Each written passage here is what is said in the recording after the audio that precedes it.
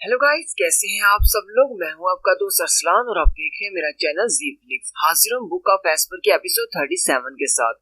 तो last episode के and पे हमने देखा था ज़ाओ निंग उन दोनों को खींचते हुए एक केव के अंदर ले जाती है, लेकिन वहां पर जाते ही ज़ू पेन उन सबसे कहता है हम लोग यहाँ पर नहीं रह सकते, हमें यहाँ से जल्दी से निकलना होगा। ज़ीटियान उसे कहता है लेकिन क्यों। ज़ू पेन उनको बताता है कि यहाँ पर जो घास उगी हुई है ये हीलिंग इफेक्ट सकती है, इसलिए बहुत सारे स्पिरिट बीस्ट यहाँ पर आते हैं अपनी बॉडीज को हील करने के लिए।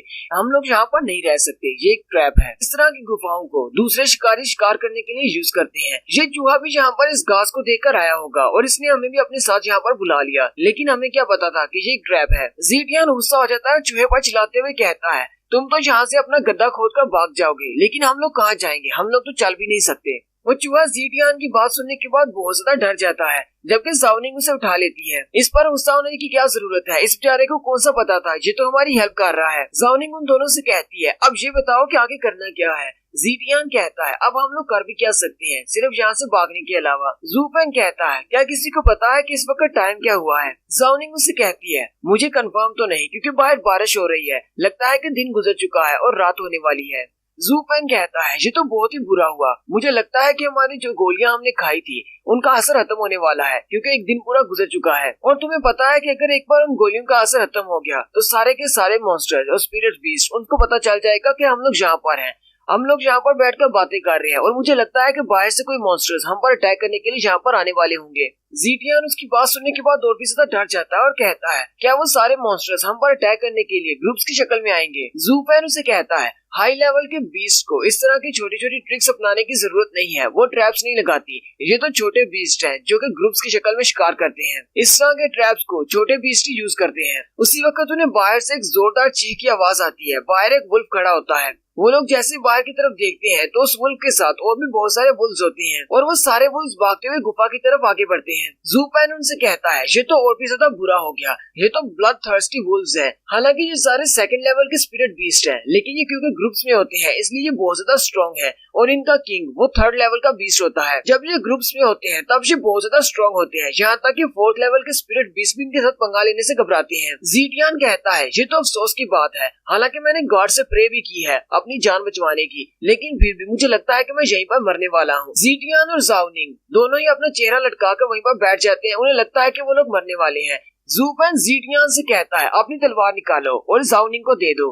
ज़ीटियान ज़ू पेन से कहता है हालांकि मेरी स्वर्ड एक मैजिक वेपन है जो कि फोर्थ लेवल का मैजिक वेपन है, लेकिन फिर भी क्योंकि ज़ाओ निंग के पास बहुत ही कम की पावर है, ये इस मैजिक वेपन को हैंडल नहीं कर पाएगी और इन सारे बुल्स को नहीं मार पाएगी। ये तुम्हारी तरह बिल्कुल भी नहीं है, तुम तो एक मॉन्स्टर हो। तुम अपने की गैदरिंग राम के 6th लेयर पर हो, लेकिन फिर भी तुम एक जॉन टियान के मास्टर के साथ फाइट कर सकते हो। ज़ू पेन ज़ीटियान से कहता है तुम अपनी बकवास बंद करो बेवकूफ इंसान। फिर वो ज़ाओ निंग से कहता है तुम जल्दी से इसकी तलवार लो, तुम्हें उनके साथ फाइट करने की जरूरत नहीं है। साथ ही वो अपने पास से एक बॉटल निकालता है और कहता है इसके अंदर पील है, इसको खाने से तुम्हारी ब्रेथ हाइड हो जाएगी, मेरे पास सिर्फ यही पील बची है। तुम चुपकर इन वुल्व्स के पास से गुजर जाना और इस माउंटेन से दूर चली जाओ। माउंटेन ऑफ बीस्ट को पार करने के बाद वापस अपने घर मत जाना, बल्कि इस टाउन से बाहर चली जाना। ज़ाओ निंग भी उसकी बात सुनकर हैरान हो जाती है। ज़ीटियान ज़ू पेन की बात सुनने के बाद कहता है हाँ हम लोग इतना तो कर ही सकते हैं, इसने हमारी जान बचाई है, अब हम दोनों मिलकर इसकी जान बचाएंगे। वो अपनी तलवार निकालता है और ज़ाओ निंग से कहता है ये लो मेरी तलवार। ज़ाओ निंग ज़ीटियान के हाथ से उसकी तलवार ले लेती है और ज़ू पेन के हाथ से वो पिल्स ले लेती है और फिर वो तलवार लेकर गुफा से बाहर की तरफ चली जाती है।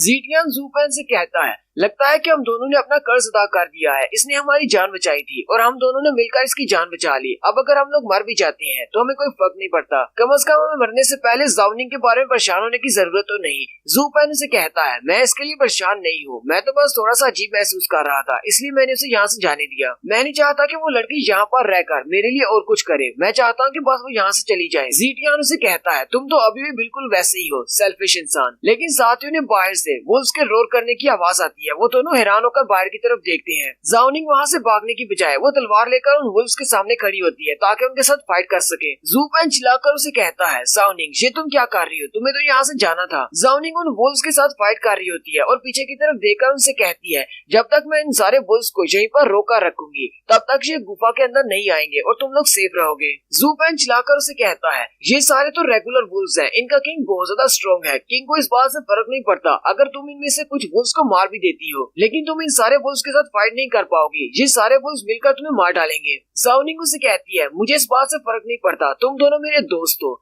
जब मेरी जान खतरे में थी तब तुम दोनों वहीं पर थे। हालांकि वुल्फ किंग को अपने दोस्तों की जान से कोई फर्क नहीं पड़ता कि ये लोग जिंदा रहे या मर जाएं, लेकिन मुझे तुम दोनों के जिंदा रहने या मरने से फर्क पड़ता है। साथ ही वो अपनी तलवार को चलाते हुए एक वुल्फ को मार देती है और कहती है, मैं तुम दोनों को यहाँ पर मरने नहीं दे सकती। ज़ाओ निंग क्योंकि इतनी ज्यादा स्ट्रॉन्ग भी नहीं है और वहाँ पर वुल्व्स बहुत ज्यादा है, वो एक दो वुल्फ को तो मारती है लेकिन वो बहुत ही जल्दी थक जाती है, लेकिन वो थकने के बाद भी काफी सारे वुल्व्स पर अटैक करती है। हालांकि उसके अटैक्स अब बेजान हो चुके हैं, यानी कि उन वुल्व्स के ऊपर ज्यादा कुछ असर नहीं हो रहा। ज़ूपेन और ज़ीटियान दोनों अंदर से बैठकर उसे देख रहे हैं कि वो सारे वुल्व्स किस तरह उसके ऊपर अटैक कर रहे हैं। ज़ीटियान ज़ूपेन से कहता है, मुझे अभी भी महसूस हुआ है कि हम दोनों बहुत ही घटिया इंसान हैं। हम दोनों ही जिस लड़की को मारने की कोशिश की, वो लड़की हम दोनों की जान बचा रही है। वो सारे वुल्व्स आगे की तरफ बढ़ते हैं और घूमकर चारों तरफ से ज़ाओ निंग को घेर लेते हैं। एक वुल्फ पीछे की तरफ से आगे बढ़ता है और उसके कंधे पर बाइट कर लेता है, जिसकी वजह से उसके हाथ से उसकी तलवार गिर जाती है। वो वुल्फ उसको कंधे से पकड़कर जमीन पर गिरा लेता है। ज़ाओ निंग रोते हुए जोर जोर से चिल्लाना शुरू कर देती है, जबकि ज़ीटियान और ज़ूपेन अंदर बैठे रो रहे होते हैं क्योंकि वो भी कुछ नहीं कर सकते। वो यहाँ से उठकर ज़ाओ निंग को नहीं बचा सकते। वो सारे वुल्व्स ज़ाओ निंग को गिरा लेने के बाद उसके इर्द गिर्द घूमना शुरू कर देते हैं। उनमें से दो वुल्व्स आगे बढ़ते हैं, एक उसे राइट साइड से पकड़ता है और उसे लेफ्ट साइड से पकड़ता है और वो उसे दोनों साइडों पर खींचना शुरू कर देते हैं, जैसे कि वुल्व्स अपने शिकार के साथ करते हैं उसको नोचने के लिए। उनमें से एक बड़ा सा वुल्फ अपना मुंह खोलता है और ज़ाओ निंग के सर को खाने के लिए आगे बढ़ता है। ज़ाओ निंग भी अपनी आंखें बंद कर लेती है, उसे लगता है कि वो मरने वाली है, जबकि ज़ूपेन और ज़ीटियान भी अपनी आंखें बंद कर लेती है क्योंकि वो सब कुछ देख नहीं सकते। उसी वक्त आसमान से एक स्क्रीच की आवाज आती है और वहाँ पर जितने भी वुल्व्स होते हैं वो सब अपने आप मर जाते हैं। कोई बहुत ही पावरफुल मॉन्स्टर वहाँ पर आता है और उन सारे वुल्व्स को मार देता है और इस बार भी वही ब्लू रंग की फ्लेम नजर आती है। ये वही ब्लू रंग की फ्लेम वाला पंछी है जिसने पहले इनकी जान बचाई थी। सारे छोटे वुल्व्स के मरने के बाद उनका वुल्फ किंग वहीं पर खड़ा होता है, वो उसकी तरफ देखता है और एक जोरदार धार मारता है, जबकि वो ब्लू फ्लेम उसको भी जलाकर खाक कर देती है। वहाँ पर जो कुछ भी होता है वो सब कुछ जल जाता है, इन तीनों के अलावा। साथ ही गुफा के अंदर का सीन दिखाते हैं जहाँ पर ज़ीटियान और ज़ूपेन दोनों बेहोश पड़े होते हैं।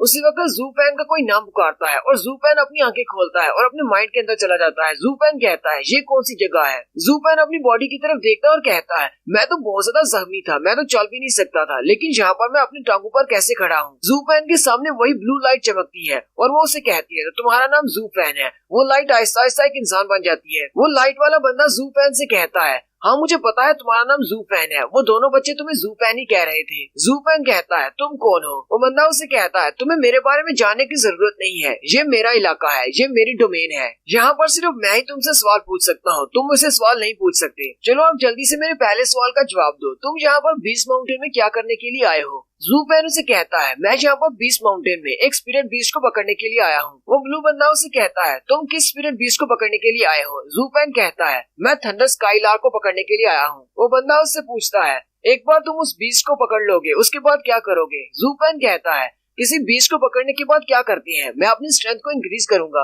ये कहते ही ज़ूपेन अपने सर पे हाथ रख लेता है और चिल्लाना शुरू कर देता है। वो बंदा उसे कहता है, ये मेरी डायमेंशन है, यहाँ पर तुम मुझसे झूठ नहीं बोल सकते। ज़ूपेन भी काफी ज्यादा हैरान हो जाता है और सोच रहा होता है, ये बंदा तो मेरे दिमाग के अंदर घुस गया है और ये तो वाकई में बहुत ज्यादा स्ट्रॉन्ग है, इसकी पावर तो गॉड से भी ज्यादा है। जितनी इसके पास पावर है मुझे नहीं लगता कि ये इस दुनिया का है, ये किसी और राम से यहाँ पर आया है। ज़ूपेन उससे कहता है, क्या तुम डिवाइन लैंड से यहाँ पर आए हो? क्या तुम्हें गॉड्स ने यहाँ पर भेजा है? वो आगे से हंसना शुरू कर देता है और कहता है, नहीं मैं यहाँ पर डिवाइन लैंड से नहीं आया। साथ ही वो ज़ूपेन से कहता है, तुम भी मुझे कोई आम इंसान नहीं लगते, तुम्हें डिवाइन लैंड के बारे में पता है और इसके अलावा तुम एंशिएंट फॉर्मेशंस को यूज कर सकते हो और तुमने ब्लडी बेबी भी बना रखा है। ज़ूपेन ये बात सुनकर हैरान हो जाता है और कहता है, इसे ब्लडी बेबी के बारे में कैसे पता है? ये सारी बातें तो बुक ऑफ एस्पर में लिखी हुई है, इसे इन सारी बातों के बारे में कैसे पता हो सकता है? ज़ूपेन कहता है, मैं एक डीमन एम्परर हूँ और हमारे डीमन रेस में इतने ज्यादा लोगों को इस बारे में नहीं पता, ना ही डिवाइन लैंड के लोगों को इस बारे में पता है कि ब्लडी बेबीज के बारे में रिकॉर्ड्स कहाँ पर लिखे हुए हैं। मेरे पास तो बुक ऑफ एस्पर थी, इसलिए मुझे इस सब के बारे में पता है, लेकिन इस शख्स को इस बारे में कैसे पता है? ज़ूपेन काफी ज्यादा घबरा जाता है और उस बंदे से कहता है, तुम हो क्या चीज, तुम हो कौन? वो उसे कहता है, मैंने तुमसे पहले ही कहा था कि ये मेरी डायमेंशन है, यहाँ पर सिर्फ मैं सवाल पूछूंगा, तुम सवाल नहीं पूछ सकते। चलो अब जल्दी से मेरे दूसरे सवाल का जवाब दो,